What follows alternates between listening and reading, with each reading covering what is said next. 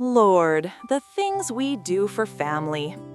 I was sitting in my sunroom, the one Robert and I added onto the house back in '98. The morning light was coming through the panes just so, hitting the dust motes dancing in the air and warming the worn chintz on my armchair. The arthritis in my knuckles was acting up, so I was cradling my good porcelain cup of Earl Grey with both hands, letting the heat seep into my bones. The steam smelled of bergamot and memories. On the little wicker table next to me sat the reason for my mood, a silver frame holding a picture of Chloe and Mason, my grandbabies. Chloe, with my Robert's dark curly hair and a smile that could charm a snake oil salesman.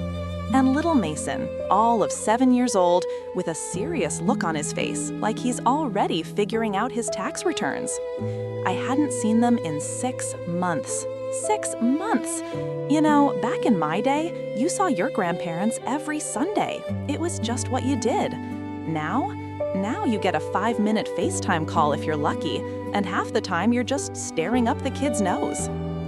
The familiar ache was starting in my chest, a dull throb of missing them so much it felt physical. I was just about to lose myself in a proper wallow when my iPhone, a contraption I still don't fully trust, started buzzing on the table. The screen lit up with a picture of a woman with teeth so white they looked like a picket fence. Tiffany, my son Mark's wife. I let it ring a few more times, took a fortifying sip of tea, and swiped the green button. Helen! Her voice came through the speaker, syrupy and high-pitched, like a cartoon bluebird. How are you, sweetie? I was just thinking about you. Bullshit. Tiffany only thinks about me on the first of the month when the Social Security check hits, or when she needs something. I'm just fine, Tiffany, enjoying my tea, I said, keeping my voice as level as a ledger sheet. Oh, that's wonderful, you and your tea, she chirped like it was some quaint, ridiculous hobby. Listen, honey, I don't want to bother you, but I was just looking at our statements from Wells Fargo, and I was wondering, did you remember to transfer that little bit for Mason's summer camp, the one we talked about, the artisan woodworking and mindfulness retreat? My grip on the teacup tightened. We had not talked about it. She had mentioned it in passing, along with the fact that it cost more than my first car. And little bit? $1,200 is not a little bit when you're on a fixed income. But it was the other part that got under my skin, the implication. Did you remember? Of course I remembered, Tiffany, I said, the words clipped and cool. I sent it through Zelle yesterday. You should have gotten a notification. As an accountant for 40 years, I never forgot a number. I balanced the books for a firm in downtown Atlanta that handled millions, but this young whippersnapper thought I couldn't remember a simple transfer? The audacity! Oh, good. See, I must have missed it. Silly me, she giggled, a sound as genuine as a $3 bill. As she prattled on about the importance of holistic childhood development, a little notification popped up in the corner of my laptop screen, which was open on the ottoman. It was a simple, boring little box. Message new. I muttered under my breath, this blasted thing logs every time I breathe on it. What was that, sweetie? Tiffany asked. Nothing, dear, just clearing my throat, I lied. Mark, my son, bless his heart, had insisted on setting up this high-tech accounting software for me after Robert passed. Said it would keep all my finances secure in the cloud. To me, it's just a digital babysitter, a nuisance that documents every penny I move, every bill I pay, every stock I check. It's overkill. I've been balancing a checkbook since before she was born. And with the property taxes going up again, she was saying, her voice shifting from sugary sweet to strategically worried. And the cost of organic everything, Mark and I are just feeling the squeeze, you know. That beautiful down payment you gave us was such a lifesaver, Helen, an absolute godsend. She let the sentence hang there, dangling in the air between Atlanta and her overpriced suburb. And there it was, the real reason for the call, the hook, baited, and cast. It wasn't about Mason's camp. It was never about just one thing. It was about the next thing, and the next. The $100,000 I gave them from my retirement savings, the money Robert and I had worked our whole damn lives for, was just the appetizer. Now she was sniffing around for the main course. My blood, which had been simmering, started to boil. I looked at the photo of my grandchildren, their innocent faces smiling out at me, and then I heard the voice of the woman holding them hostage with artisan camps and organic kale. She wasn't just asking for money. She was chipping away at my competence, painting me as a dotty old woman who couldn't keep her affairs straight, a walking ATM with a fading memory. I said nothing, just letting the silence stretch. I could hear her breathing on the other end, waiting.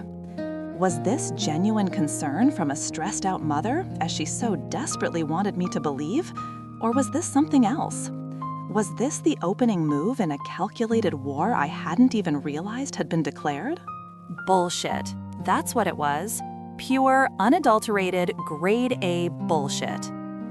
I sat on my porch swing, the old chains groaning a familiar rhythm, and took a long sip of my Earl Grey. The ice cubes clinked against the glass, a tiny, sharp sound in the humid Atlanta afternoon. The scent of my prize-winning gardenias was thick in the air, a sweetness that suddenly felt cloying, suffocating. That phone call had curdled the whole damn day. Tiffany's voice, that blend of entitlement and faux vulnerability, was still ringing in my ears. She wasn't just asking for more money. She was laying the groundwork, brick by insidious brick, to prove I was no longer capable of managing it myself. An hour later, a pearl-white Lexus SUV pulled into my driveway. My son, David. Robert and I had helped him buy his first car, a beat-up Ford Escort he'd loved with his whole heart.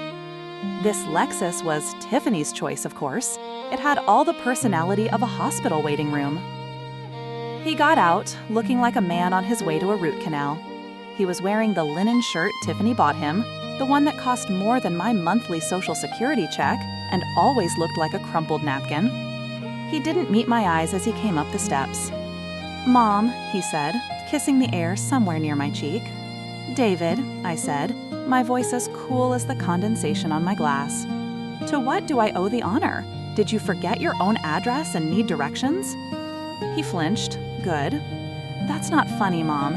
Tiffany's she's worried about you." I just stared at him. I didn't help him. I didn't say, "Oh, sweetie, why?" I just let him squirm in the silence, stewing in the lie he'd been sent to deliver. "It's just, you've been a little forgetful lately," he finally mumbled, looking down at his ridiculously expensive boat shoes. "Like last week, when Tiffany asked you to pick up that specific brand of dog food for Brutus, and you got the wrong one, the one with grain." I felt a laugh, a bitter, rusty thing, bubble up in my chest. "The dog food," I said it flat, a statement of fact.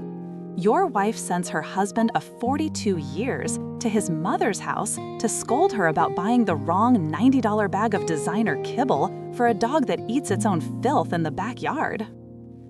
"It's not just that," he said, his face flushing. "It's a pattern. She's concerned about your cognitive baseline." Cognitive baseline? Oh, that had Tiffany written all over it. She probably heard it on some vapid podcast while sipping a kale smoothie. This wasn't my son talking. This was a recording, a puppet with vocal cords. "David, listen to me," I said, my voice dropping, losing all its warmth. I leaned forward, the swing stopping its gentle sway. "Last week, I spent 6 hours on the phone with the IRS, clarifying a discrepancy on my 1099-R from Robert's pension. The day before that, I reconciled 3 months of my Wells Fargo statements to the penny. This morning, before your wife called to imply I was senile, I was tracking the maturity dates on those old Series E savings bonds my father left me. Does that sound like a woman who can't handle her own affairs because she forthought that your dog is suddenly allergic to oats?" He had no answer. He just sat there, a big, handsome, useless lump in a creased linen shirt. He was trapped, and he knew it. He'd made his choice, hitched his wagon to that shiny, demanding, endlessly needy star, and now he had to follow her orders. "She's just trying to be proactive, Mom," he whispered, the words tasting like ash in his own mouth. She wants what's best for you, for the family's assets. There it was, the heart of it. Not my well-being, the assets, the main course she was sniffing around for. My blood didn't boil this time. Oh no, it went cold. It turned to slush in my veins. The fuzzy, hot anger was gone, replaced by a diamond-hard, chilling clarity. This was a hostile takeover, and they were using my own son as their Trojan horse. And how exactly, I asked, my voice dangerously quiet, does Tiffany propose to be proactive? David wouldn't look at me. He stared out at the gardenias, at the world I had built, the home I had made. She had a consultation with an estate lawyer. The air left my lungs in a single, silent rush. A lawyer? Not to help me with my will. Oh no, honey, you don't consult an estate lawyer for that. You consult one when you want to take something from someone who isn't dead yet. She wants to help you manage things, he said, the words tumbling out now, desperate to be free of him. To set up a conservatorship or a trust, just to take the burden off you, so you can relax and enjoy your golden years. I looked at my boy, my son, the child I taught to ride a bike, the teenager I bailed out of trouble, the man whose college education Robert and I paid for in full. I looked at him, and for the first time, I saw a stranger. A weak, frightened man who was so terrified of his wife that he would come to his own mother and deliver a declaration of war dressed up as loving concern. He was willing to help her declare me incompetent, to strip me of my autonomy, my dignity, and my checkbook, all so they could afford a better summer camp and grain-free dog food. He finally looked at me then, his eyes pleading. For what? Forgiveness? Understanding? For me to just roll over and make it easy for him? I gave him nothing. I just watched this stranger sitting on my porch, this mouthpiece for a greedy, manipulative woman. And a single, terrifying question echoed in the sudden, cold silence of my mind. How in God's name do you fight a war against your own son when he's become nothing more than his wife's perfectly polished little puppet? The hell he would. The thought wasn't angry, not yet. It was cold and hard and settled in my bones like the winter damp that makes my arthritis flare up. War? Fine, but you don't go to war without mapping the terrain and counting your ammunition. I was an accountant for 42 years, honey. I know how to read a balance sheet, and I know that the first casualty in any conflict is sloppy bookkeeping. The next morning, I didn't bother with my usual Earl Grey. I drank a cup of yesterday's coffee, black and bitter, standing at the kitchen counter.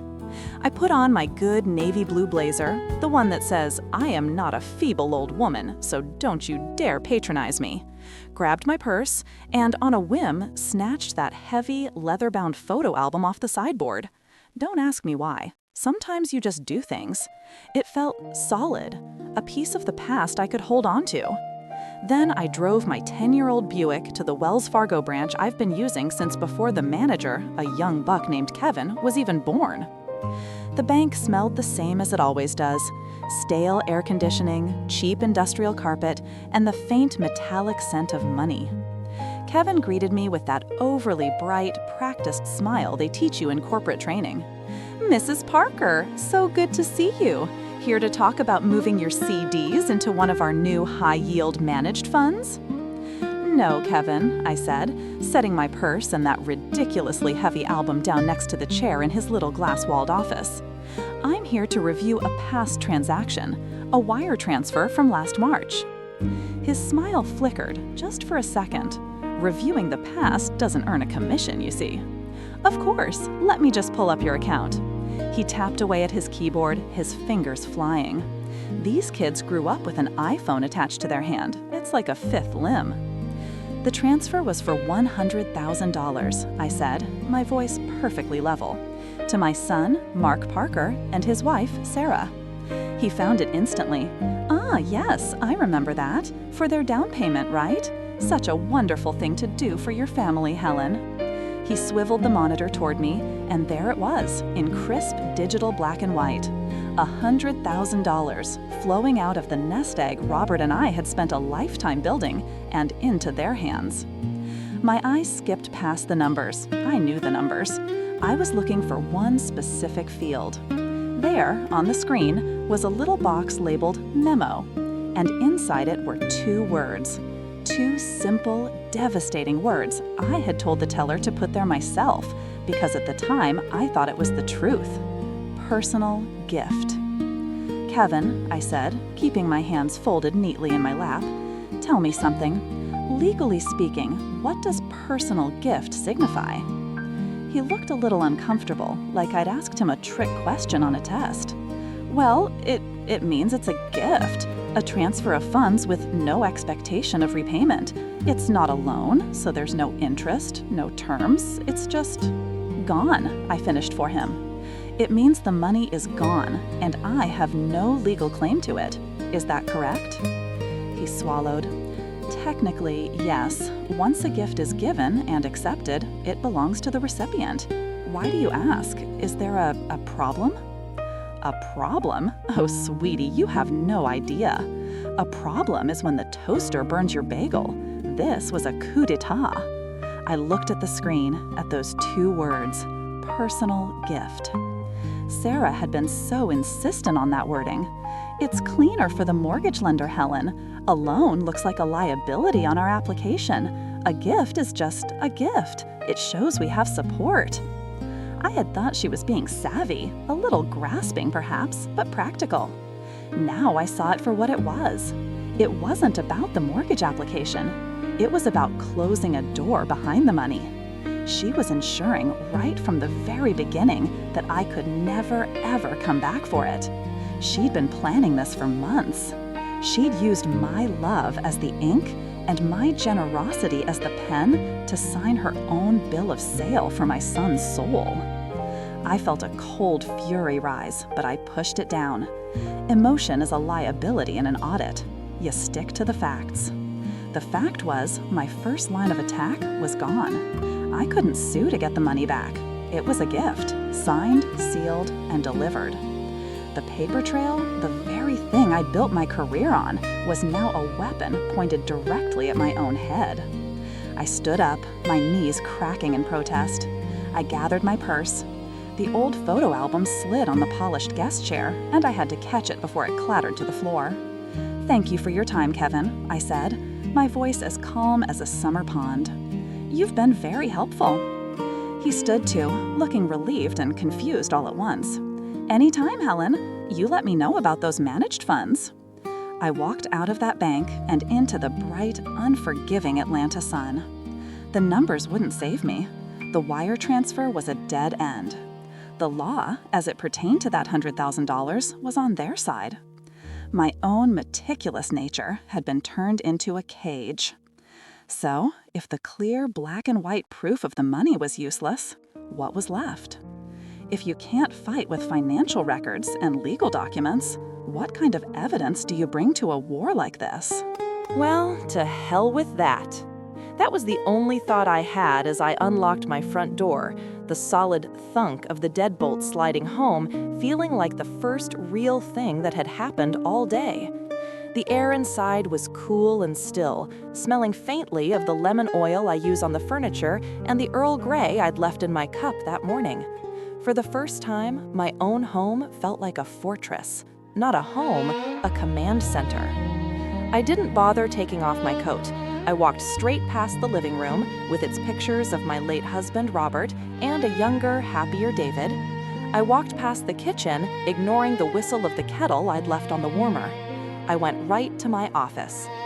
It's not much, just a small spare bedroom, but my old oak desk is in there, the one I've had for 40 years. My Dell desktop computer, which Tiffany calls a dinosaur, hums along faithfully. This room is where I balance the books for a dozen small businesses in Atlanta. It's where I taught David how to manage a checkbook when he was 12. It's where I untangled the financial knots of other people's lives for a living. And now, I was going to untangle my own. I sat down, the old leather chair groaning a familiar welcome. The law wouldn't help me. The paper trail was a trap. Fine, screw the paper trail they created. I was going to build my own. You see, for years, I helped David with his taxes. He's a smart boy, my David, but he never had a head for numbers. It was always, "Mom, can you just look this over?" So I still had the login to the main Wells Fargo credit card account he and Tiffany share. They probably forgot I had it. Or, more likely, Tiffany, in her infinite wisdom, thought an old woman like me wouldn't know how to use it. Sweetie, I was using accounting software when you were still learning to use a fork. I logged in. The screen blinked, and there it was. Their whole life, laid out in debits and credits. And let me tell you, it wasn't the pretty picture they were painting on their Instagram. Emotion is a liability, I told myself again. This is an audit, just the facts. Fact 1. The balance on that Wells Fargo card was $28,742. The limit was $30,000. They were redlining it month after month, paying only the minimum, the interest charges alone enough to make your hair curl. I clicked on the statement. Page after page of restaurants I'd never heard of, places with names like Artisan and Alchemy, hundreds of dollars at a time. Charges from Neiman Marcus, charges for a wine club subscription that cost more than my monthly utilities. It was a fire hose of spending with no regard for the consequences. Fact 2. The car loan. I remembered David mentioning his new Lexus. I did a little digging. It's amazing what you can find online if you know where to look. It wasn't a loan, honey. It was a lease. $895 a month for a car they would never even own. A depreciating asset disguised as a status symbol. It was financial malpractice. Fact 3. David's student loans from his MBA. I knew he had them, but I thought he was paying them down aggressively. Oh no, he'd consolidated them, sure, but he'd also put them into a forbearance program twice in the last 3 years. He wasn't paying them down, he was just kicking the can down a very expensive road, letting the interest pile up like snow in a blizzard. I sat back, the fury from that morning at the bank gone. It had been replaced by something much colder, much clearer, like ice forming on a pond. While I was sifting through the credit card statements, I kept seeing this one little recurring charge, $79.99, every month to a company called Oakview Wellness Solutions, LLC. Probably one of Tiffany's fads, goat yoga or kale enemas, who knows. It was a gnat buzzing around a forest fire, so I made a note and moved on. The real story was the inferno. They weren't buying a bigger house because they were successful. They were buying it because they were drowning. Their old mortgage, their credit card debt, that ridiculous car, they were about to go under. My $100,000? That wasn't a down payment. Oh heavens, no. That was bailout money. That was the cash they used to pay down just enough of that credit card and settle a few other outstanding things so they could even qualify for the new mortgage. It was a desperate plug in a sinking ship. The beautiful new house wasn't a dream home, it was a lie they were telling the world, and they'd used my money and my love to finance it. I finally leaned back and took a deep, shuddering breath. I felt vindicated. My gut hadn't been wrong. I wasn't some nosy, controlling mother-in-law. I was an accountant who had smelled smoke, and now I was staring at the goddamn blaze. And that's when the game changes, you understand. When you stop feeling hurt and you start seeing the board. When you know people are not just greedy, but desperate. When you know their entire world is a house of cards propped up by your generosity. You're no longer playing defense, reacting to their cruelty. You start playing offense. You can predict their next move because you know exactly what they need. And honey, they were going to need more. Lord, you can set your watch by a desperate person. And sure as God made little green apples, Tiffany's white Lexus SUV came whispering up my driveway not 2 days later. It's one of those giant things that looks like an angry stormtrooper and probably costs more than my first 2 houses combined. She glided out of it, all crisp linen and a smile so bright it could curdle milk. She was carrying a leather portfolio from one of those fancy stores, the kind that costs $300 to hold a few pieces of paper. The air on my porch was thick with the scent of my prize-winning gardenias, but the moment she got close, all I could smell was her perfume, something sharp and expensive that screamed, "I have more money than sense." "Helen, sweetie," she cooed, coming up the steps. She leaned in for one of those air kisses that are all show and no heart. I offered her my cheek and endured it, feeling the cold fury coiling in my stomach like a snake on a hot rock. "Tiffany," I said, keeping my voice soft, a little thin. I'd been practicing. "What a surprise. Would you like some iced tea?" "Oh, I can't stay long," she said, already pulling a chair over, scraping the delicate wicker my late husband, Robert, had always been so careful with. "I was just, well, Mark and I have been worried about you." Here we go, the opening salvo of bullshit. I just nodded, taking a slow, deliberate sip of my Earl Grey. I let my hand tremble just a little. Not a big theatrical shake, you understand, just a tiny tremor, the kind that comes with age and arthritis and makes people lean in and speak very slowly. She took the bait. Her voice dropped into that patronizing, syrupy tone people use for children and the elderly they believe are half gone. "It's just, with everything on your plate, we were thinking maybe we could help take some of the burden off." She opened the fancy portfolio and slid out a sheaf of papers. They were thick, creamy, important looking. She laid them on the little wrought iron table between us, right next to my copy of AARP magazine. The audacity was breathtaking. "What's this, dear?" I asked, squinting. I'd left my reading glasses inside on purpose. "It's just a simple power of attorney, Helen," she said, tapping a manicured finger on the top page. "It doesn't mean anything, really. It just gives Mark permission to help you with the bills. You know, to call the power company if the lights go out, or handle the Social Security deposits if the bank has a question. It's just a safety net." A safety net. Honey, the only thing she was trying to save was her own backside. I could feel the lie radiating off her like heat off summer asphalt. My mind, the mind of a woman who balanced ledgers for 42 years down to the last penny, was screaming. It was a durable power of attorney, the kind that gives someone sweeping control over your entire financial life, your home, your investments, your checkbook. It was the keys to the kingdom. I reached for the papers, letting my hand quaver as it hovered over them. "Oh my, it looks so official." "It's just boilerplate, sweetie," she said, flipping a few pages. "See, this part here," she said, pointing to a dense paragraph. "This is just some standard legal thing about managing your online accounts, like your email or your little Facebook page. It's nothing, just lets us reset a password for you if you forget." I peered at it, my eyes blurry without my glasses. Section 4B, Authority over Digital Assets and Electronic Communications. It wasn't nothing, it was everything. But I just nodded, a confused little bird of a nod. "Oh, all that computer business, it's so confusing for me." Inside, the accountant was screaming.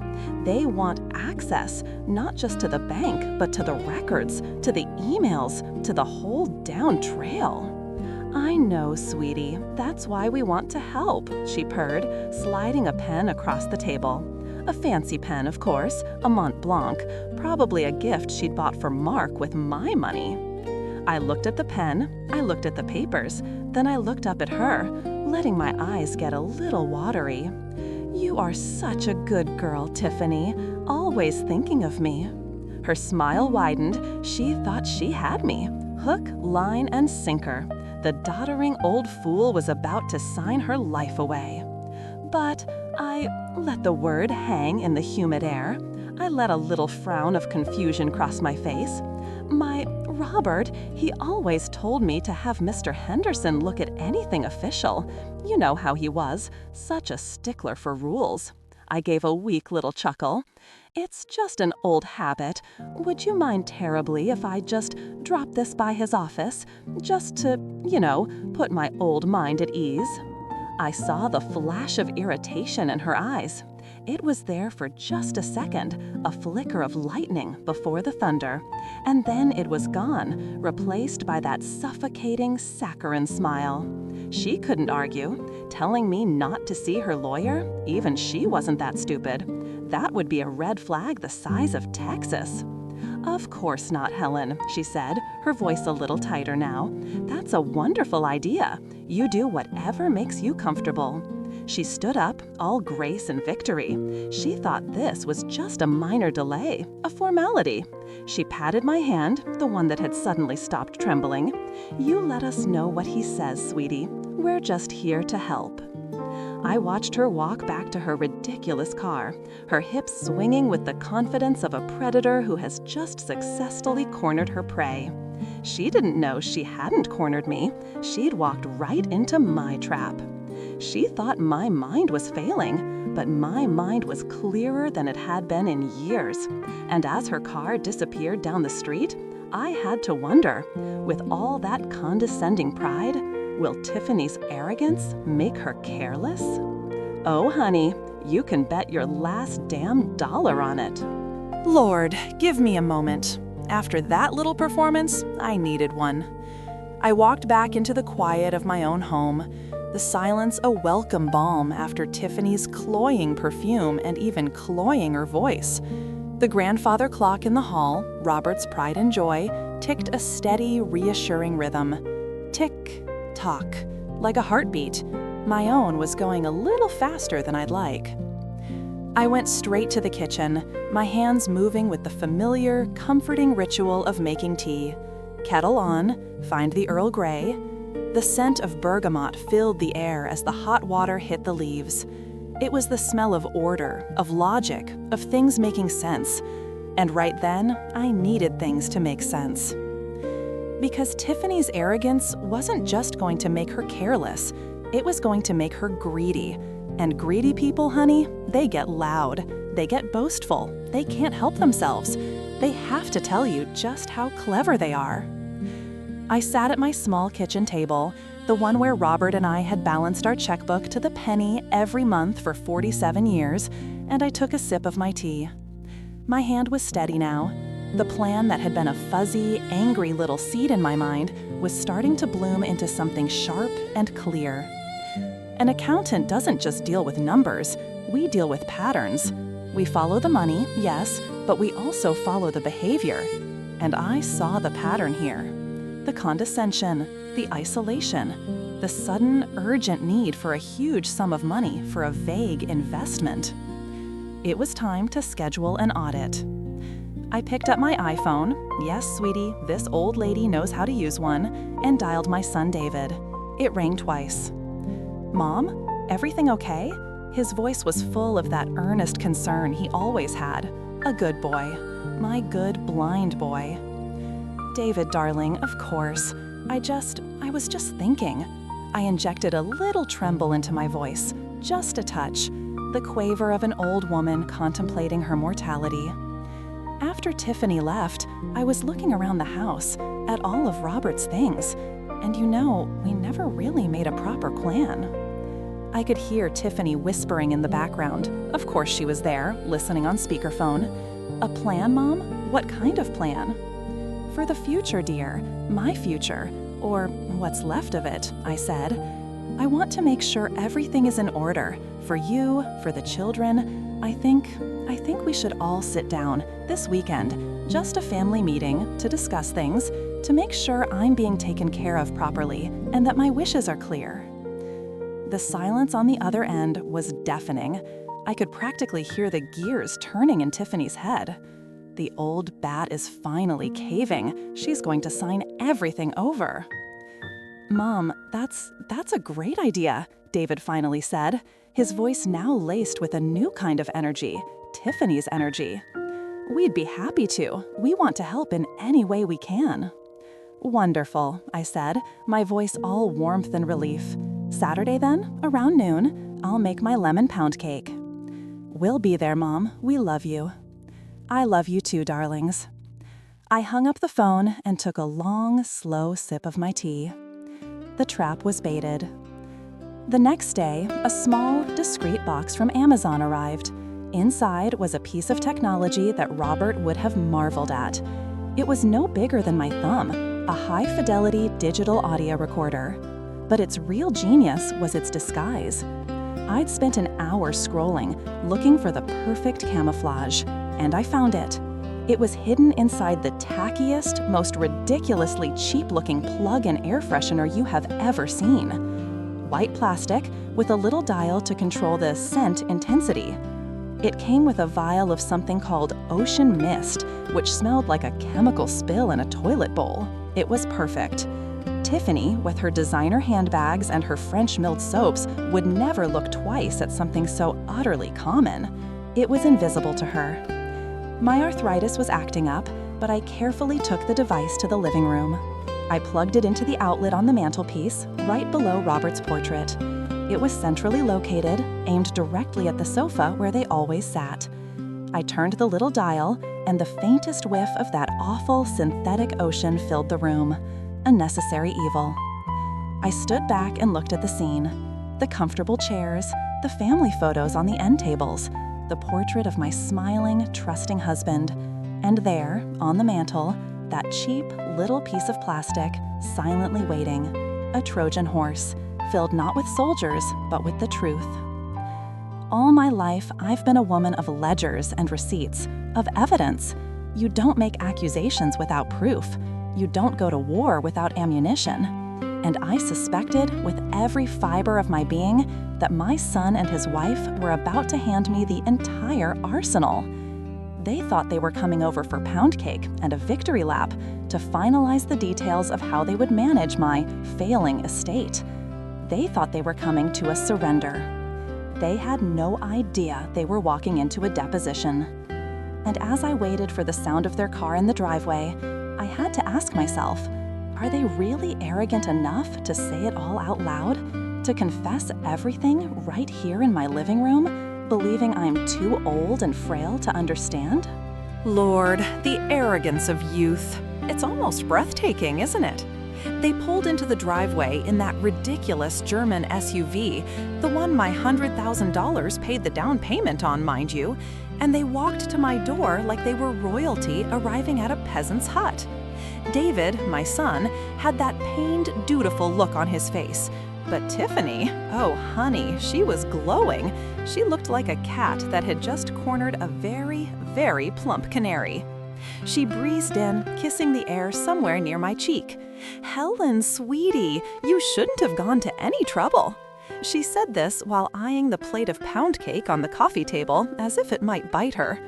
I saw her gaze flicker for a nanosecond to the mantelpiece, to that cheap plastic air freshener, and then dismiss it completely, just as I knew she would, invisible.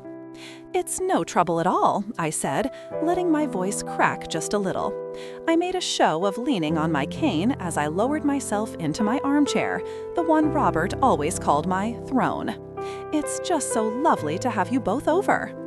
David helped me, his hands gentle, but his eyes were already measuring the room for an estate sale. "Mom, are you sure you're feeling up to this? We could have just talked on the phone." "Nonsense," I chirped. "Some things are better done in person. Family matters." We went through the motions. They asked about my arthritis. I told them it was a bother, especially in this damp weather. They asked if I was eating enough. I pointed to the pound cake. All the while, I was playing the part of a dottery old woman who couldn't quite keep up. I'd let my sentences trail off. I'd ask them to repeat themselves. "What was that, Tiffany dear? These old ears of mine," I'd say, cupping my hand to my ear. "I just said," she'd reply, her voice dripping with that sticky, false patience, "that we're worried about you managing all this paperwork by yourself." She slid a thick folder onto the coffee table. The lettering on the tab was stark and black, "Power of Attorney." "We just want to make things easier for you, Mom," David murmured, refusing to meet my eyes. "So you don't have to worry about the bills, the investments, anything." "Oh," I said, my voice small, "that's very thoughtful." This was it, the moment I had to execute my own little maneuver. I pushed myself up slowly, wincing for effect. All this talk has made me a bit flustered. I think I need to take my afternoon pills, and the kettle should have boiled by now for my Earl Grey. Why don't you two review the documents? Make sure everything is in order. I shuffled out of the living room, my gait deliberately slow and unsteady. I didn't go to the kitchen. I went down the short hall, just far enough to be out of their direct line of sight, and stood in the shadows by the coat closet. I held my breath. The house was silent for a moment, save for the low hum of the refrigerator and the faint chemical scent of ocean breeze wafting from the living room. Then I heard Tiffany's whisper. It was sharp, like a shard of glass. "Is she gone?" "I think so," David whispered back.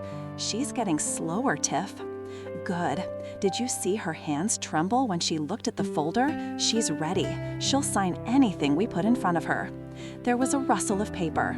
"Okay, so once we have the POA, I call our guy at Wells Fargo on Monday. We start liquidating the stock portfolio first. It's the most fluid. Then we get the house appraised." My blood ran cold. Liquidating? Appraised? David's voice was hesitant. "The house? Tiff, I grew up in this house." "And now it's a 6-bedroom, 4-bath anchor around her neck that's worth a fortune in this market," she hissed back. "Don't get sentimental, David. The plan is the plan. We sell the house, sell the furniture, all this dusty old stuff, and move the cash into a trust, our trust." I leaned my head against the cool wall, my heart hammering against my ribs, not with fear, with a terrible, righteous fury. Every beat was a nail in their coffin. "And what about her?" David asked, his voice barely audible. There was a pause. I could practically hear the smirk in Tiffany's voice when she finally spoke. "I found a place in Macon. It's a state-run facility. Clean, efficient. They'll take her Social Security and a small monthly stipend from the trust, and she'll be perfectly safe. We can visit on holidays. It's for the best." A state-run facility? After I gave them the money for their marble countertops and their private school for the boys? After everything? "We just cut her off?" David asked. And then, honey, came the line. The one that I will hear in my head until the day I die. The one that was being captured in perfect digital clarity by a $10 piece of plastic on the mantel. "David, be realistic," Tiffany sighed, as if explaining something to a child. "We can't have her living here, calling the boys, trying to see them. It's confusing for them. Her love is old-fashioned, but her money isn't. We're securing their future, our future. Now, let's go over this one more time before she gets back." I heard it all, every venomous, greedy, heartless word. I pushed myself off the wall, my back straight, the feigned arthritis miraculously gone. I walked back into that living room, a pleasant, vacant smile fixed on my face. They looked up, surprised. "Did I miss anything important?" I asked, my voice as sweet as poison. They just stared at me, their faces a perfect picture of feigned innocence. And as I sat back down in my chair, looking at that little blue device humming away silently beneath my husband's portrait, a single, cold thought solidified in my mind. A deposition, I'd called it. No, this was an indictment. But in a world of slick lawyers and family court sob stories, is a recording of the truth, no matter how ugly, really the checkmate you think it is? Bullshit. That's the only word for it. The whole damn thing was a masterclass in grade A, pedigreed bullshit. We weren't in some grand wood-paneled courtroom like you see on television. No, this was a preliminary guardianship hearing, held in a stuffy little room in the Fulton County Courthouse that smelled of old paper, stale coffee, and lemon-scented pledge. It was less a chamber of justice and more a glorified principal's office. And I, apparently, was the problem child. Tiffany's lawyer was a young buck named Preston. You know the type. A suit that was a little too tight in the shoulders, shoes so shiny you could see your own disappointment in them, and a smile that never quite reached his eyes. He talked about me like I wasn't even there, like I was a piece of antique furniture that had suddenly started spouting nonsense. He paced in front of the judge, a tired-looking woman who looked like she'd rather be anywhere else, and painted his picture. "Your Honor, we are here today out of profound concern for Mrs. Helen Parker's well-being," he began, his voice dripping with snake oil sincerity. Tiffany, sitting beside him, dabbed a dry eye with a tissue, giving a pious little nod.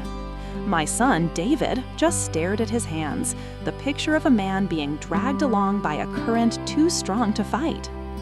"Mrs. Parker has been exhibiting increasing signs of confusion," Preston continued. "Paranoia. She recently accused her loving daughter-in-law of conspiring against her. She even staged a bizarre sort of deposition, she called it, demanding they answer questions. It's a classic, tragic sign of cognitive decline." And all through this, I played the part. I really did. I slumped in my chair, my shoulders hunched over. I let my hand tremble just a little as I clutched the handle of my old leather purse. I squinted at him as if I couldn't quite hear, a confused, vacant look on my face. Inside, honey, a glacier was forming, cold, hard, and moving with unstoppable force. I was an accountant for 45 years. I know how to sit through a presentation of utter fiction with a straight face. I took in the details of the room. The cheap government-issue clock on the wall, ticking away seconds of my life. The court reporter, a woman about my age, whose fingers flew over her little machine. I noticed the microphone on the witness stand was crackling on and off, a constant low-level static that made the judge lean in every so often. A system on the fritz. Typical. "Her financial decisions have become erratic," Preston droned on, gesturing toward a stack of papers. "Large, unsubstantiated gifts. She seems to believe her family is indebted to her in some way that is frankly delusional." The $100,000. He was talking about the down payment for their house, the one with the marble countertops. He was framing my gift, the foundation of their comfortable life, as proof of my insanity. I could feel the blood pounding in my ears, a hot, furious beat against the cold calm I was projecting. Finally, the judge sighed, peering over her spectacles at me. "Mrs. Parker, do you have anything you'd like to say in response to these allegations?" This was it. Slowly, deliberately, I pushed myself up from the chair. And Lord, it was like 30 years and a bad case of arthritis just evaporated. I stood straight, my back as rigid as a steel rod. The tremor in my hand vanished. I placed my purse firmly on the table and looked that little whippersnapper Preston right into his smug 20-something-year-old eyes. My voice, when it came out, wasn't the frail, wavering thing they'd been hearing. It was clear, crisp, and cold. The voice I used to use when I found $1 million accounting error and had to explain it to a board of condescending men. "Mr. Preston," I said, my tone dangerously pleasant, "you make a compelling case. Memory is a fragile thing, isn't it? Especially as we get on in years. Words can be misremembered. Intentions can be twisted." He gave a condescending little nod, a shark sensing blood in the water. "Exactly, Mrs. Parker. We're just trying to help."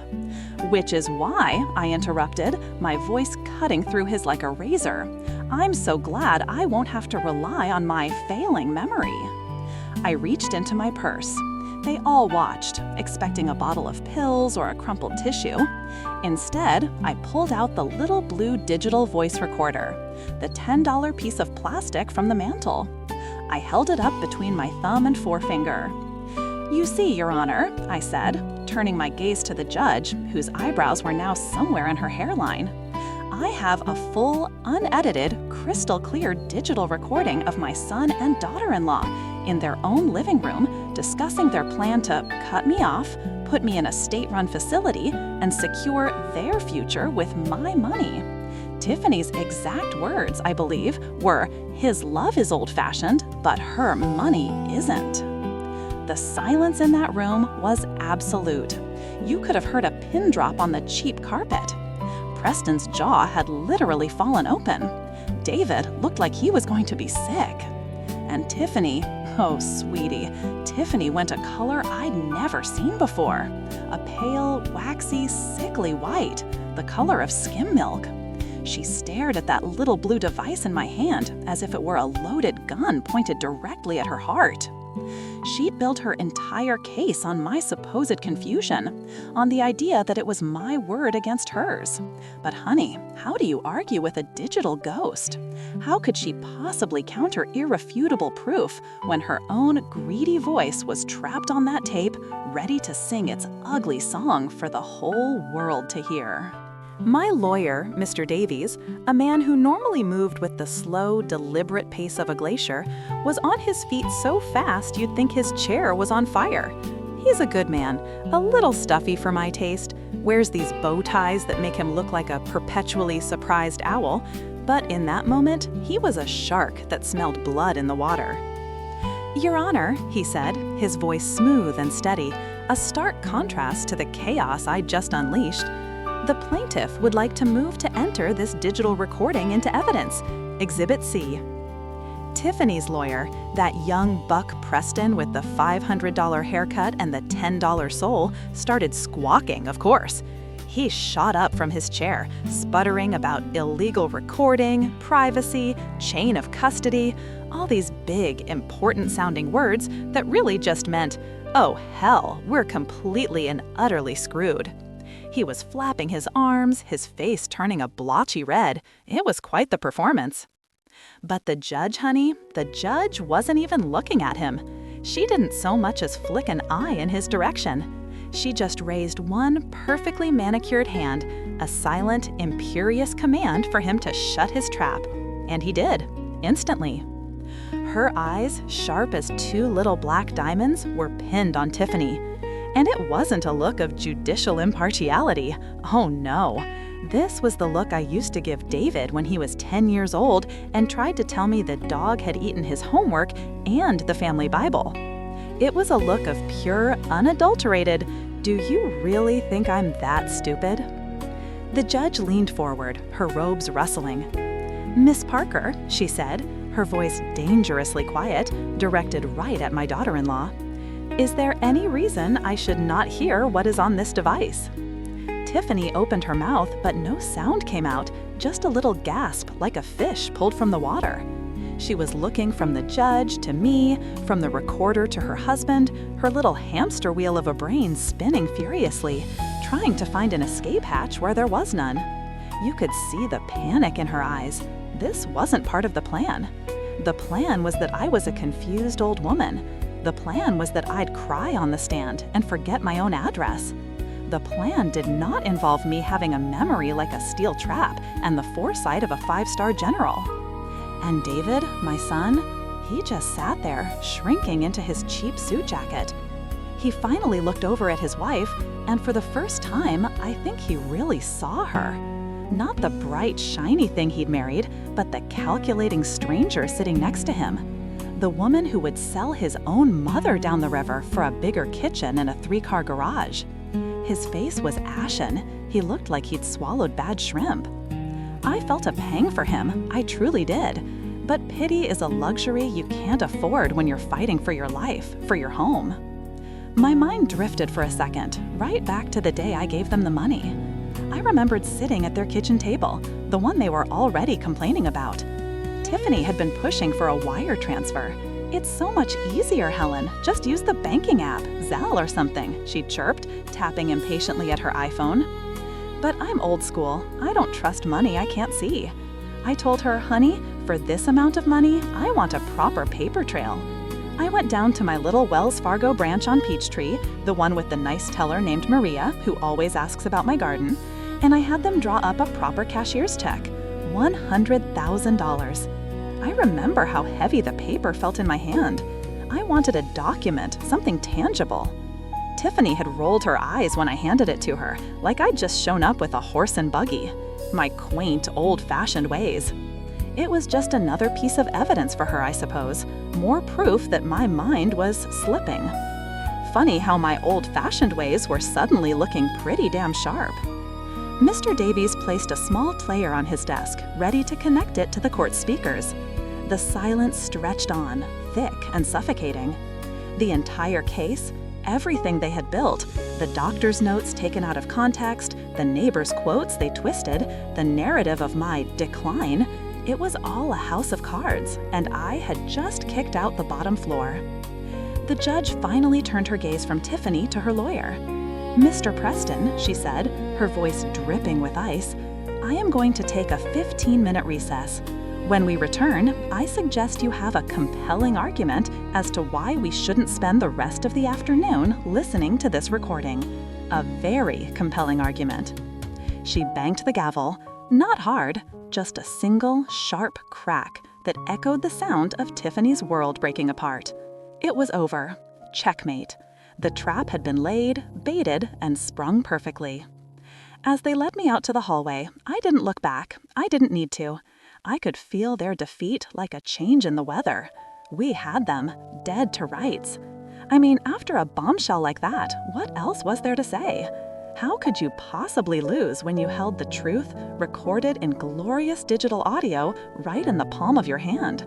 The case was already over, wasn't it? Hell, I practically floated out of that courtroom.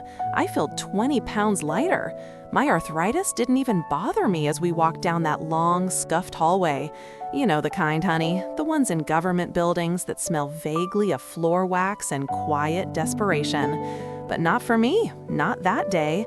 For me, it smelled like victory. Mr. Davies, bless his heart, had a smile on his face that was a mile wide. He looked like a man who'd just been told his mortgage was paid off. "Helen," he said, patting my arm, his voice a low, excited hum. That was a masterstroke, a genuine Perry Mason moment. I haven't seen a courtroom go that silent since, well, ever. "We had to let her walk right into it, Charles," I said, smoothing the front of my jacket. I felt so calm, so centered, like I'd just finished balancing a particularly difficult ledger down to the last penny. Give a fool enough rope, and they'll knit a sweater for their own hanging. We were heading for the sad little vending machine area to get some coffee that probably tasted like burnt mud, but I didn't care. I would have drunk it from a dirty ashtray. We'd won. It was just a matter of the paperwork now. Tiffany would have to fold, settle, crawl back under whatever rock she slithered out from under. And that's when I saw him. Mr. Preston, Tiffany's lawyer. He was a young buck, the kind who probably drove a car that cost more than my first house and thought a well-aged stock portfolio was a sign of senility. He was walking toward us, not with the frantic energy of a beaten man, but with a slow, deliberate stride. He was cool as a cucumber, his silk tie perfectly knotted, not a single hair out of place. It was the walk of a man who held a royal flush and was just waiting for you to bet the farm. My stomach did a little flip. "Mr. Davies, Mrs. Parker," he said, his voice smooth as butter. He nodded at us, not a hint of panic in his eyes, just a kind of predatory calm. Mr. Davies stiffened beside me. "Preston, if you're here to discuss a settlement, you can save your breath. After that display, my client is no longer in a charitable mood." Preston gave a thin, humorless smile. "Oh, there will be no settlement," he said. He looked directly at me. "I just wanted to give you a professional courtesy. A heads up, you might say, about the argument I'll be making when we reconvene." I raised an eyebrow. "A little late for arguments, isn't it, sweetie? The fat lady hasn't just sung, she's finished her encore and is halfway home in a taxi." He ignored my jab. "The recording," he said, as if stating a simple fact from a textbook, "is, of course, completely inadmissible. Georgia is a one-party consent state for recording, that's true, but that applies to criminal proceedings. In a civil matter like a conservatorship hearing, a judge has broad discretion, and any recording made without the other party's knowledge or consent, where a reasonable expectation of privacy exists, say in one's own damn living room, is almost universally thrown out. The judge knows it, your lawyer knows it, and now you know it." My blood went a little cold. I glanced at Mr. Davies, whose smile had vanished. His jaw was tight. "That's a procedural argument, Preston. The content of the tape is what matters." "Is it?" Preston's eyes glinted. Because the content is about to become irrelevant. You see, the tape isn't the issue anymore. The act of taping is. He reached into his leather briefcase and pulled out a single, crisp document. He didn't hand it to us, he just held it. "This is a sworn affidavit from a certified cybersecurity expert," he said, his voice dropping, becoming almost conspiratorial. After my client began to suspect she was being monitored, she hired him to perform a full electronic sweep of her home, the one you so generously helped her buy. My heart started to pound, a hard, frantic rhythm against my ribs. This was wrong. This was a lie. "And what do you think he found, Mrs. Parker?" Preston continued, his gaze pinning me to the wall.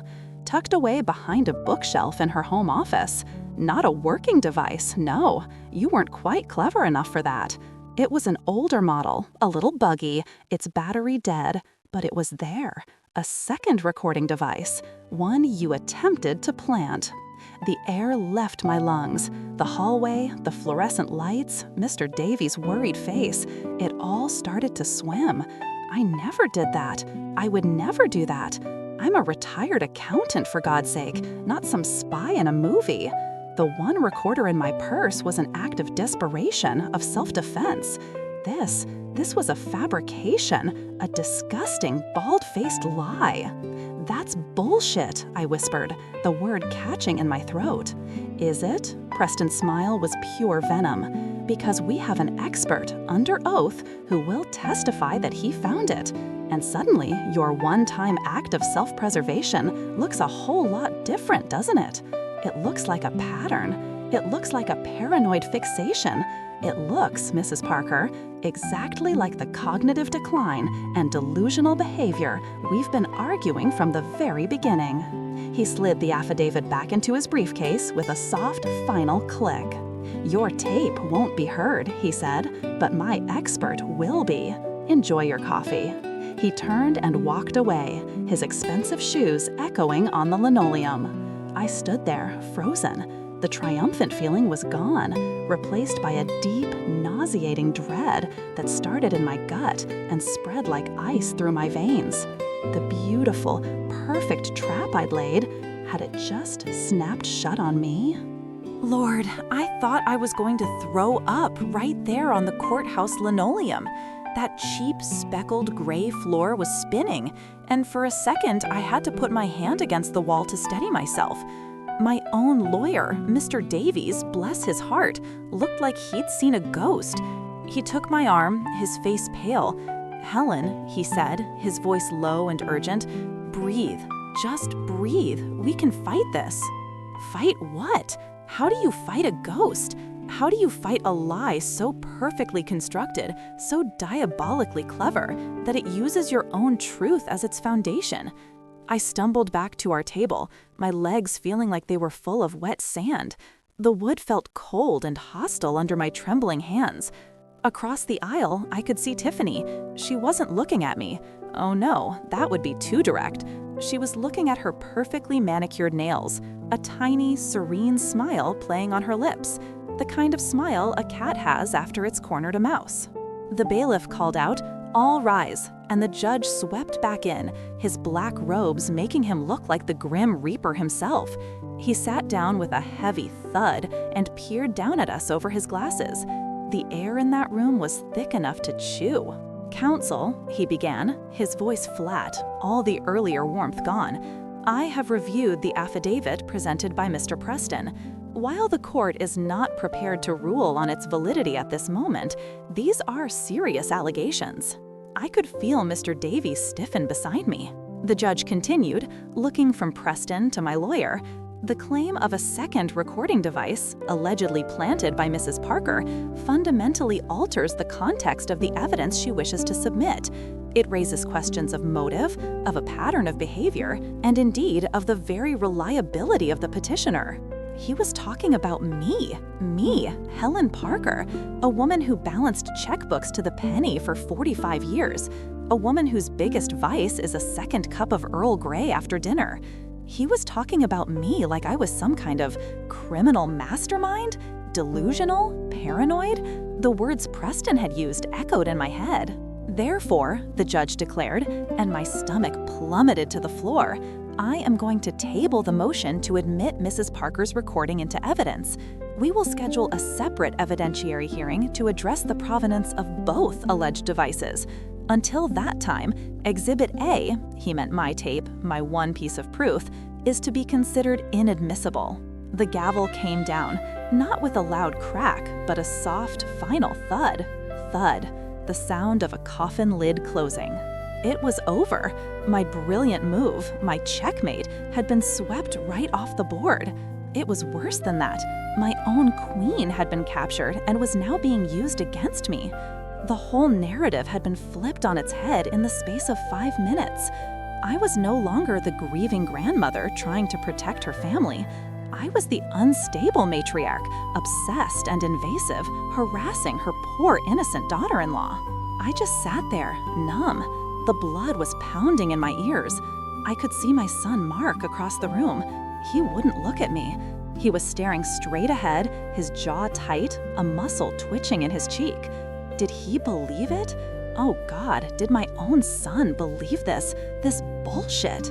And then I felt a presence beside me, a waft of expensive, sickly sweet perfume, something with vanilla and entitlement. Tiffany leaned across the aisle, close enough that I could see the tiny pores in her foundation. Her voice was a syrupy, venomous whisper meant only for me. Nice try, honey. She pulled back, that same placid, victorious smile on her face, and turned her attention back to her lawyer. And that's when the ice in my veins turned to fire. That one little word, honey.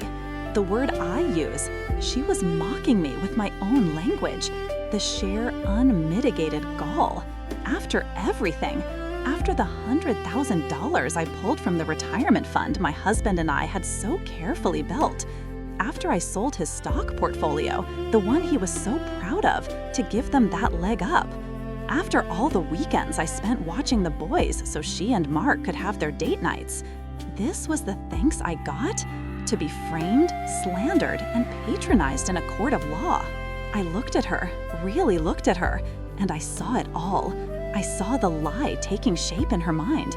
I could practically picture her rooting through her own junk, finding some old dead piece of electronics, an old digital photo frame, a broken MP3 player, anything, and telling that snake oil salesman Preston he found this in my office, planted.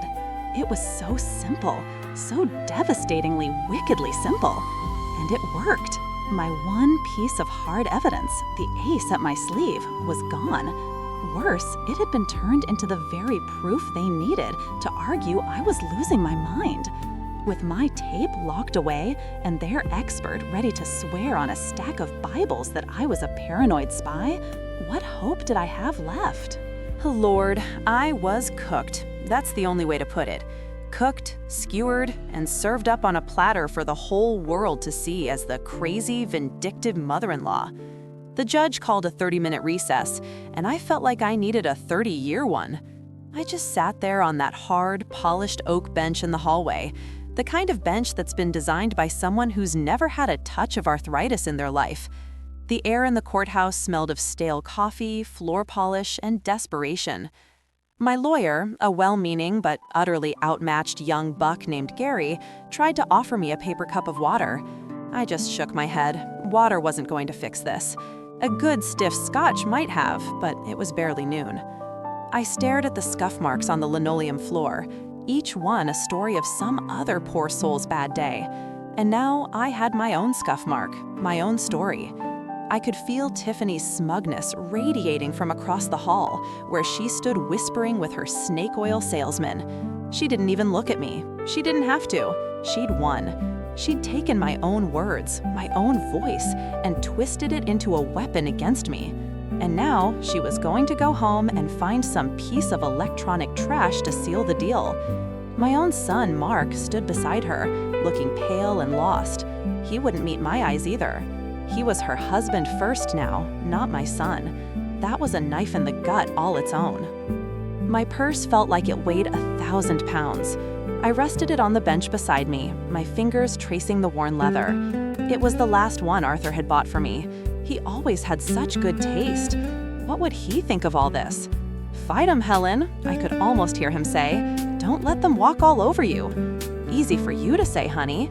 You're not the one they're trying to have declared legally incompetent. I reached into my purse, my hand fumbling past my checkbook and a little tin of Altoids, searching for my reading glasses. I just wanted to sit and be invisible for a few minutes, maybe read the back of a receipt, anything to stop the reel of humiliation playing in my head. My hand finally closed around my iPhone, and just as I pulled it out, it buzzed. Buzz.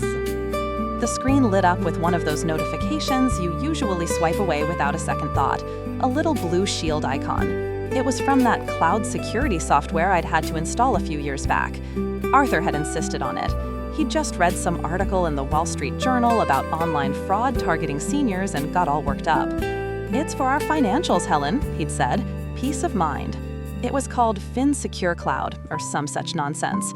It was a pain in the neck, always making me change my passwords. I squinted at the tiny text. Oh, for heaven's sake. As if I didn't have enough to deal with. Probably just some glitch. I was about to dismiss it when my eyes caught the next line.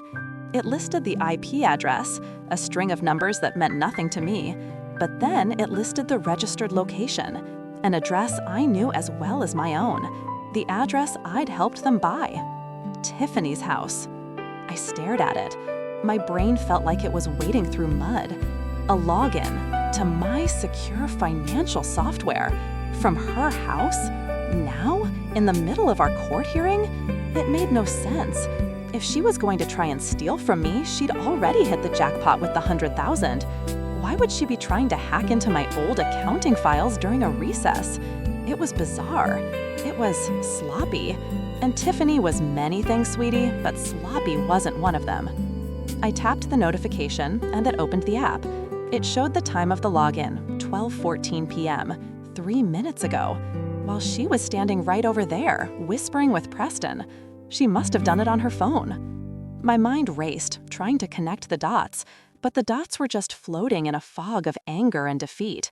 The tape recorder, the lie about me planting it, her lawyer, the judge's weary face, my son's averted gaze.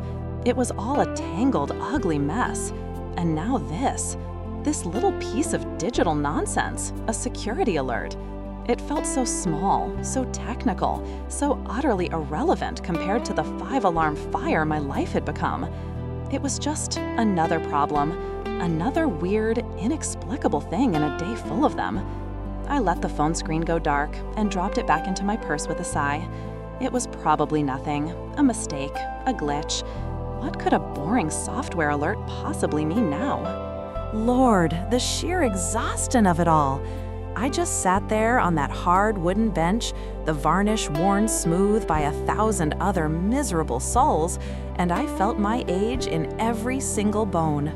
The judge had called a 20-minute recess, and the room had emptied out into a low murmur in the hallway. Preston was off getting coffee, and my lawyer, a young buck named Miller, who probably still thought a 401k was a fun run, was shuffling papers with a grim look on his face. I just stared at my purse. That stupid little notification. A login attempt. So what? It was just more digital noise in a world that had become too loud.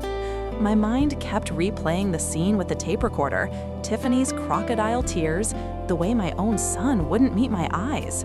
It was a failure, a complete, unmitigated failure. I'd raised a man who would stand by and watch his wife paint his own mother as a senile, vindictive old crone. And for what? Money. It's always money, isn't it? My thumb traced the worn leather of my handbag, and my thoughts drifted back about a month. It was a Tuesday. I remember because my arthritis is always worse on Tuesdays. Tiffany had come over, all sunshine and fake smiles, carrying a box of those ridiculously expensive pastries she likes. "Helen, sweetie," she'd said, her voice dripping with that saccharine concern she's so good at. "Preston and I were talking, and we're just so worried about you, having to manage all your finances by yourself. All those passwords and websites, it must be so confusing for you." I just sipped my Earl Grey and looked at her over the rim of my teacup. Confusing? Honey, I was reconciling multi-million-dollar corporate accounts on a mainframe computer when you were still struggling with finger paints. But I just gave her a tired little smile. Oh, it can be a muddle sometimes. Exactly, she chirped, pouncing on it. I was thinking, why don't you let me help? I could just get everything organized for you online. Maybe if you just give me the password to your old accounting software, I can pull all the old tax documents and put them in a simple folder for you. You see, she laid the trap so beautifully, the concerned daughter-in-law just trying to help the poor, frail old lady who can't handle the modern world, the world she and her lawyer were now trying to prove I was completely detached from. I felt a familiar spark then, the same one I'm feeling right now telling you this story. It's the part of me that doesn't just roll over. I looked at her, this beautiful, polished viper, and I played my part. Oh, that's so thoughtful, dear, I said, putting a little tremble in my hand as I set my cup down. But my memory, it's just not what it used to be. Let me think. What was it? I made a show of staring at the ceiling. Something about the family. Parker Accounting. Oh, I remember. It's Parker Account _1985, the year Robert and I opened the firm. I gave her a password, all right, an old one that had been expired for at least a decade. It was as useless as a screen door on a submarine. She pecked it into the Notes app on her iPhone, smiling like the cat that got the cream. You're a doll, Helen. This will make things so much easier. And I had forgotten all about it, until right now, sitting on this bench. The phone in my purse suddenly felt like it weighed 100 pounds. The login attempt, 12:14 p.m., from her IP address. My brain, the old accountant's brain that had felt so foggy and slow, suddenly kicked into gear. The gears, rusty from disuse and heartache, began to grind and turn, and then they spun, fast. Financial software, the good kind, the kind I've used for 40 years, doesn't just say access denied and call it a day. Oh no, honey, it keeps a record. It's called an audit trail. It logs every single thing, every successful login, and more importantly, every failed login. It logs the exact time, the IP address the attempt came from, and this was the kicker, it logs the exact string of characters that were entered into the password field. Tiffany hadn't just tried to log in. She had tried to log in during a court hearing where my competence was being questioned from her own house using the exact, specific, wrong password I had given her a month ago as bait. She wasn't just sloppy, she was arrogant. She thought I was a doddering old fool. She thought she could try to access my files while she was literally in court accusing me of being paranoid, and I'd be too senile and distracted to even notice the alert on my phone. A slow, cold fire started in my belly and spread through my veins. The wariness vanished. The fog lifted. My back straightened. I turned to my lawyer, Mr. Miller, who was now staring at his phone with the expression of a man who'd just been told his dog died. Mr. Miller, I said. My voice was different. It wasn't the voice of his sad elderly client.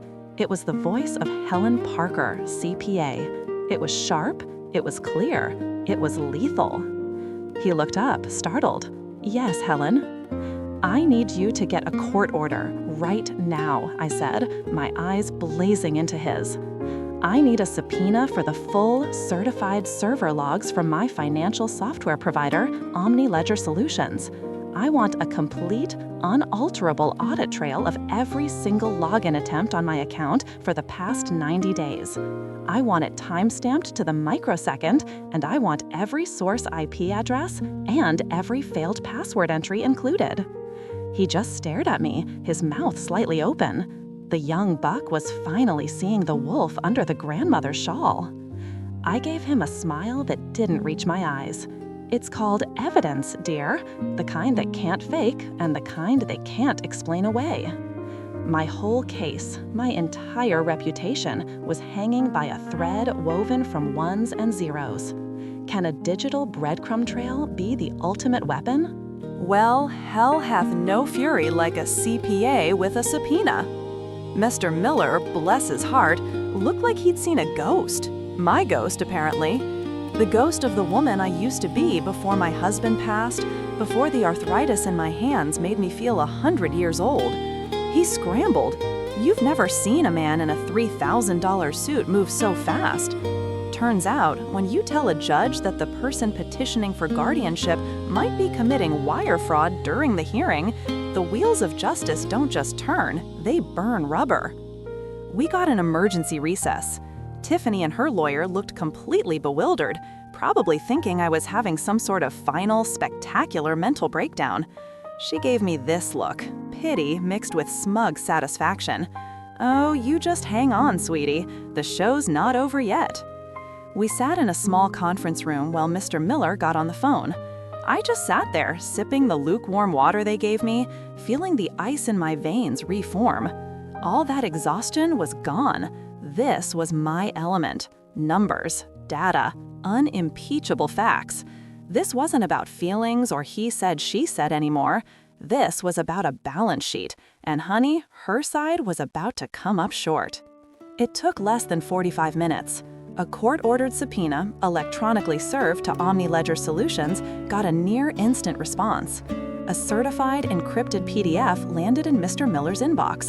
He opened it on his laptop, and for a full minute, the only sound was the quiet click of his mouse as he scrolled, and scrolled, and scrolled. He finally looked up at me, and the respect in his eyes was a balm on my soul. "My God, Helen," he whispered, "it's all here." When we walked back into that courtroom, the air had changed. The judge was on the bench, his face like granite. Tiffany was whispering to her lawyer, looking annoyed at the delay. My son, Michael, just looked lost, like a little boy who couldn't find his mother in the grocery store. "Mr. Miller," the judge said, his voice booming in the quiet room, "you have something to present?" "We do, Your Honor," Mr. Miller said, and his voice was different now, too. It had steel in it. "We have entered into evidence Exhibit D. These are the certified, time-stamped server logs from OmniLedger Solutions, the provider of my client's encrypted financial management software for the past 90 days. He placed a stack of paper on the clerk's desk that was thick as a phone book from back in the day. But the real show was on the monitors that flickered to life in front of the judge and the opposing counsel. Columns of data, timestamps down to the millisecond, action codes, and one column repeated over and over and over again, labeled Source IP Address, a unique digital fingerprint that points right back to a specific internet connection, a specific home. "As you can see, Your Honor," Mr. Miller continued, his voice echoing slightly, "there have been 87 unsuccessful login attempts on Mrs. Parker's accounts over the past 62 days, all originating from the same IP address." He paused, letting the weight of it settle in the room. An IP address registered to the home of one Miss Tiffany Parker. A gasp went through the courtroom. I didn't look at her. I looked at the judge. His eyes were scanning the data on his screen, his jaw tightening. "These were not simple forgotten password attempts, Your Honor," Mr. Miller pressed on, his voice like a hammer. "The logs show a systematic campaign using password cracking software. They tried her maiden name, her birthday, her social security number, the dog's name, my husband's birthday, everything. But they also show which firewall she was trying to get past." He clicked his mouse, and a new section of the log was highlighted on the screen. On 6 separate occasions, the user attempted to access the module containing Mrs. Parker's investment portfolio with Wells Fargo. On 3 occasions, they attempted to initiate a fund transfer. And, Your Honor, he took a deep breath. On the morning of April 17th at 2:14 a.m., the user attempted to access and download a document from the secure vault, a document titled Last Will and Testament Draft. That's when I finally looked at her. The color had drained from Tiffany's face. Not red with anger, not pale with fear. It was the color of ash. The look of a gambler who pushed all her chips in and just saw the dealer turn over a royal flush. Her lawyer was staring at her, his mouth agape. He'd been had. He'd been used by his own client. All those years I complained about that damn OmniLedger software. It was the bane of my existence. Two-factor authentication this, security question that. It took me 15 minutes just to check my own damn accounts. But that phantom nuisance, that boring, frustrating piece of technology my son had insisted I use for my own protection, it had just saved me. Tiffany thought she was dealing with a dotty old woman who couldn't program a VCR. She ran headfirst into a digital fortress built by paranoids for paranoids. And I, honey, I'm a card-carrying member. The gavel could have fallen right then and crushed her into dust. The guardianship case was dead. This was a criminal matter now. She was finished. But my eyes weren't on her anymore. They were on my son, Michael. He was just sitting there, a hollowed-out man, looking from his viper of a wife to his mother. He finally understood. He saw everything, and the devastation on his face was 1,000 times more painful than her betrayal. She was done for. But what in God's name was going to happen to my boy? Well, a few weeks went by. The Atlanta heat had finally broken. You know how it does in late September. That first little whisper of a breeze that promises you won't be sweating through your clothes just by walking to the mailbox. I was on my porch, right here, in this wicker chair, with a tall glass of iced Earl Grey. The only sounds were the ice cubes clinking in my glass and the distant hum of a lawnmower. Peace. The kind of peace you can only appreciate after a war.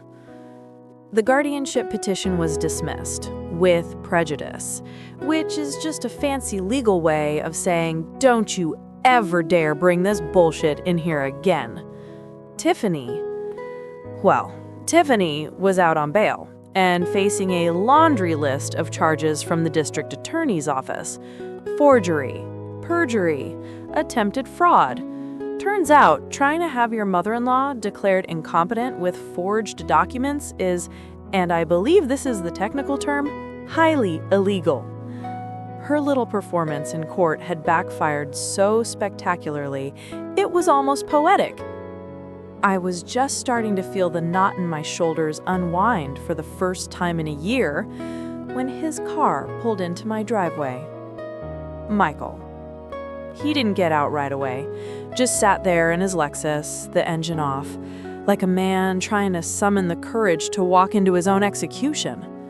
When he finally emerged, Lord, he was a sight. He looked like a man who hadn't seen a razor or a solid night's sleep since the Nixon administration. His suit was rumpled, his eyes were hollow, and he'd lost so much weight his collar seemed 2 sizes too big. He shuffled up the steps to the porch, avoiding my gaze, and stood there like a scolded schoolboy. "Mom," he finally mumbled, his voice raspy. I just took a sip of my tea. Didn't say a word. Let the silence hang in the air between us, as heavy as the humidity we'd just gotten rid of. "Mom, I don't know what to say." "That's a first," I said, my voice flat. He flinched. Good. He deserved to. He finally looked at me, and his eyes were swimming with tears, not the crocodile tears of his wife, but the real, gut-wrenching tears of a man who has finally seen the abyss he willingly walked into. "I am so sorry," he choked out. "I was a fool. A blind, stupid fool. She had me so turned around, Mom. I believed her. I believed everything." He was looking for an opening, a crack in the armor, a sign that the old, soft mother he'd taken for granted was still in there somewhere, ready to kiss his boo-boos and tell him it would all be okay. I set my glass down on the table with a soft click. I looked at this man, this son I had raised, who had stood by and let his viper of a wife try to strip me of my dignity, my home, my very mind, all for a shot at my money. He hadn't just been blind. He had been a willing accomplice to his own blindness because it was easier than standing up to her. Forgiveness, Michael? Forgiveness is a currency, sweetie, and right now your account is severely overdrawn. The hope in his eyes just died. It was like watching a candle flame get snuffed out. He nodded, a single jerky motion, and turned without another word. I watched him get back in his expensive car, the one my $100,000 gift had probably helped him afford, and drive away. I didn't feel triumph. I didn't feel anger. I felt empty. And then I felt resolved. I turned back to my laptop, which was sitting on the table next to me. The screen glowed softly in the afternoon shade. It was open to the FinSecure Cloud dashboard, the very same system that had saved me. And on the screen, I was in the middle of creating a new, heavily encrypted folder. The title read, Parker Family Trust Revision 2.0. She said my love was too old-fashioned for my grandkids, that I didn't understand the modern world. Well, honey, this old-fashioned woman is about to set up a trust so modern, so ironclad, that my grandchildren will be protected not just for life, but they'll be protected from the greed and weakness of their own parents. Because some things are more important than money. And the most important lesson I can teach those children now is that love isn't a down payment. It's a fortress. And I'm the one holding the damn keys.